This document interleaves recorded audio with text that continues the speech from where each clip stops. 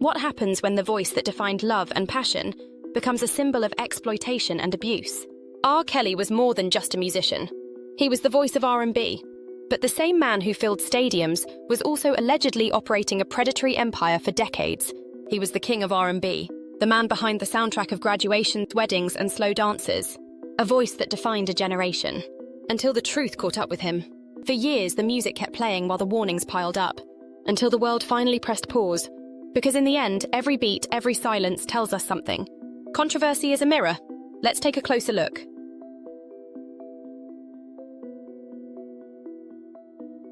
Long before the world knew him as the self-proclaimed king of R&B, Robert Sylvester Kelly was just a quiet kid from the south side of Chicago.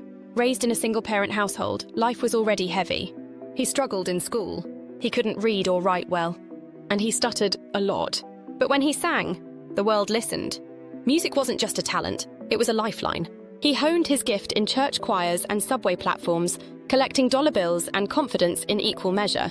In 1989, he and his group, MGM, won a $100,000 prize on a local talent show, and that changed everything. By 1992, he'd signed with Jive Records and released his debut album, Born into the 90s, with public announcement. It blended New Jack Swing with raw vocal power. But it was his solo follow-up, 12 Play, that flipped the industry on its head. The explicit lyrics, the smooth falsetto, the bedroom anthems. 12 Play went 6 times platinum, and R. Kelly went from rising talent to R&B phenomenon. Then came I Believe I Can Fly, a gospel-infused anthem that transcended genre. It won 3 Grammys and became a generational song. He wasn't just topping charts. He was writing for legends like Michael Jackson and producing hits for Aaliyah, B2K, and more. But even in these glory days, shadows were creeping in. Whispers of inappropriate relationships, rumors about young girls. But nobody listened. Labels kept pushing out singles. And his fame, it kept growing. The rise was meteoric, but it wouldn't last. Because behind the platinum records and sold-out tours, something darker was taking shape.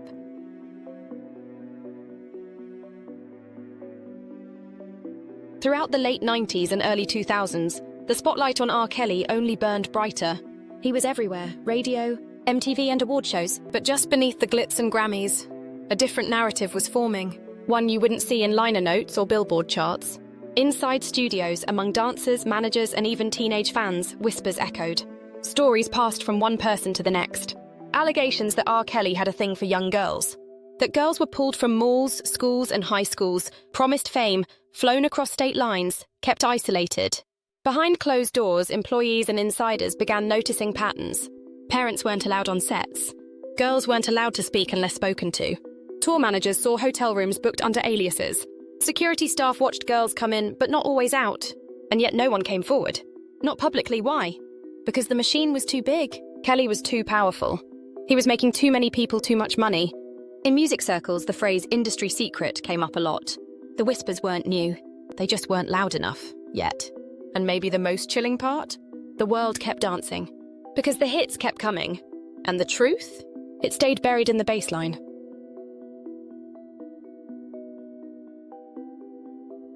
In 2002, the whispers turned into something louder. A tape emerged. Graphic, horrifying, and undeniable. A man, appearing to be Kelly, engaged in sexual acts with a girl believed to be just 14 years old. The charges followed. 21 counts of child pornography. The music industry held its breath.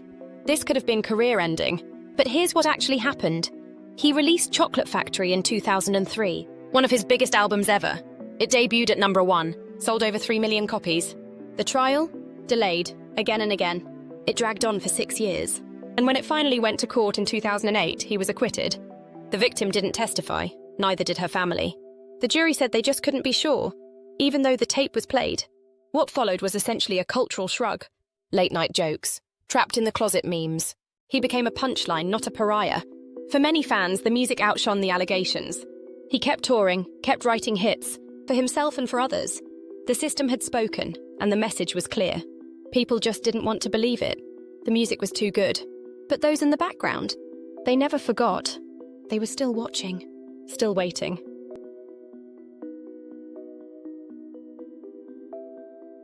By 2017, the tide had begun to turn. Quiet outrage had grown into public protest. It started online with Mute R. Kelly, sparked by 2 black women in Atlanta who had had enough. We were tired of seeing our pain ignored because of his fame. But it was in 2019 that the real reckoning began, with the premiere of Surviving R. Kelly on Lifetime. It wasn't just a documentary. It was a cultural detonation. Survivors spoke on camera, many for the first time, detailing years of manipulation, grooming, sexual abuse, and psychological control. He kept us in rooms, isolated. We couldn't leave. He told me what to wear, when to eat, even when to go to the bathroom. Suddenly, it wasn't just a rumor. It wasn't just one tape. It was a pattern, a system, a decades-long operation hiding in plain sight. Concerts were cancelled. Artists pulled collaborations. Streaming platforms dropped him from playlists. The music industry could no longer look away. It took years, a movement and a televised series for society to finally believe the girls who had been speaking up all along. Black women are often last to be believed. This was overdue. For R. Kelly, the world was no longer turning a blind eye. The reckoning had begun. And this time, it wasn't going away.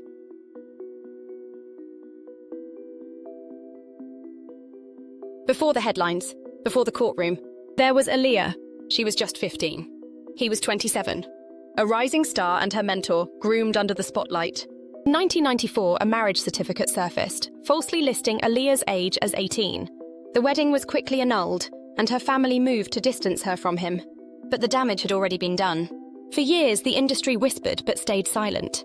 The forged documents, the inappropriate lyrics, and the body language caught on camera.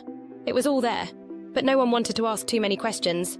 Because Aaliyah was special, and so was he. When Aaliyah died in a plane crash in 2001, she became immortalized as an R&B angel. But the truth she carried was buried with her for too long. Some say Aaliyah never spoke publicly about what happened because she was protecting her career. Others say it was trauma, the kind you lock in a vault and try to forget. And for years, that silence served him. It became his shield, her legacy, his alibi. What should have been a turning point wasn't. Instead of consequences, there were platinum records. Instead of outrage, applause. And in that silence, he got bolder. Because if the industry didn't stop him for this, what would they ever stop him for?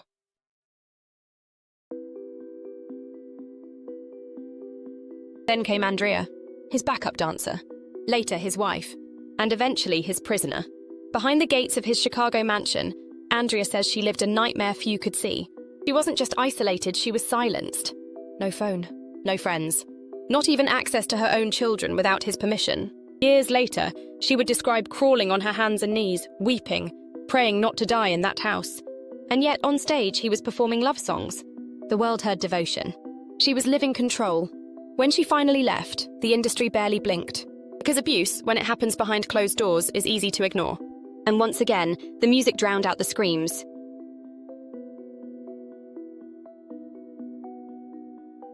The tapes changed everything. Grainy, disturbing, circulated in whispers and bootlegs long before they reached a courtroom. One showed a man who looked unmistakably like R. Kelly. The girl, allegedly underage, she called him Daddy. He told her exactly what to do, and then he urinated on her. The public reaction? Shock, disgust, but also denial. Some fans refused to believe it. Others blamed the girl, and the industry silent. Despite the tape being sold on street corners, Kelly's albums kept climbing the charts. He even released a song titled Heaven, I Need a Hug, painting himself as the victim. In 2008, he went to trial and walked free, because the girl and her family refused to testify. They said it wasn't her, even when it looked exactly like her. That moment sent a message. With the right lawyers, the right fame, and the right amount of denial, justice could wait.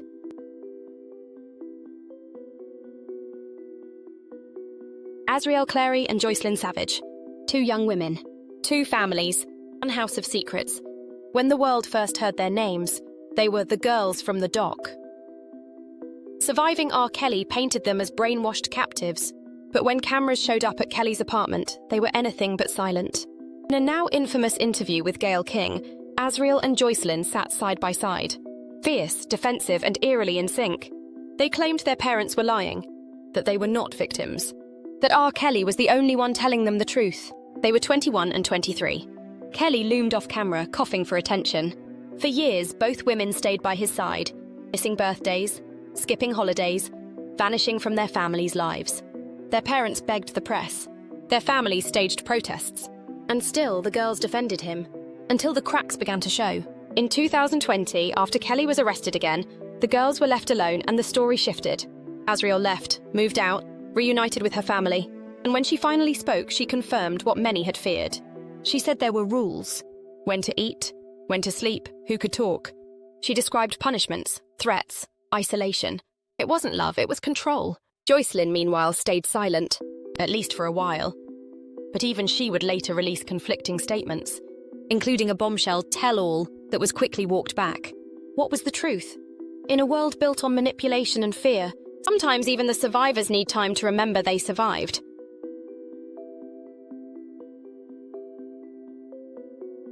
In July 2019, R. Kelly was arrested on federal charges, including child pornography, obstruction of justice, and sex trafficking.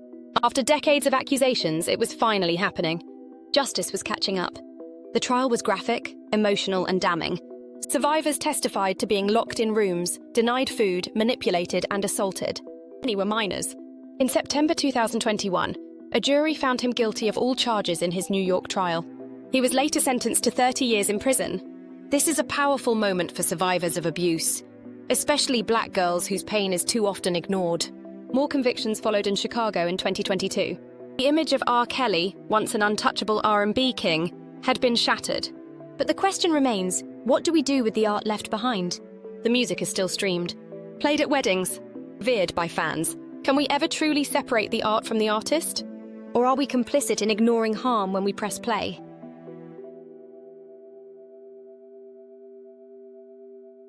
The debate rages on. Can we love the music without endorsing the man? Should we? Some argue that art stands alone, that it becomes ours the moment it's released. Others say listening is complicity, that each stream is a vote for silence over justice. When Surviving R. Kelly aired, his music surged in popularity. When his trial began, it climbed again. The attention fed the algorithm. The algorithm fed the artist, even behind bars. But what does it really mean to keep streaming the music of someone who's been publicly condemned? Every play, every download, every nostalgic playlist adds to their bank account. It tells labels there's still demand. It tells promoters the audience will still show up. And worst of all, it tells the artist that they're still wanted. That what they did couldn't have been that bad. Because the applause never stopped. It feeds the delusion. It feeds the entitlement. Is it possible to separate art from the artist? Or is that a privilege only extended to the powerful? Would we feel the same if the victims looked different? If the songs weren't so embedded in our memories? In the end, it's not just about one man. It's about what we excuse, what we reward, what we pretend not to hear when the melody is just too good to skip. We live in a world where an artist's legacy can be a masterpiece and a minefield. So what now? Do we delete the playlist? Do we separate memory from morality? Or do we finally start listening to the voices that were drowned out for decades? Maybe the real legacy isn't the music. Maybe it's what we choose to do with what we know. This episode is part of our series on the dark side of celebrity. Subscribe for more deep dives. The R. Kelly rabbit hole goes deep, so give this video a like if you would like a full deep dive documentary into this saga, and we will serve it up. Share if this made you think, and tell us in the comments, can you still listen? This was Info Inquisitive. We'll see you in the next one.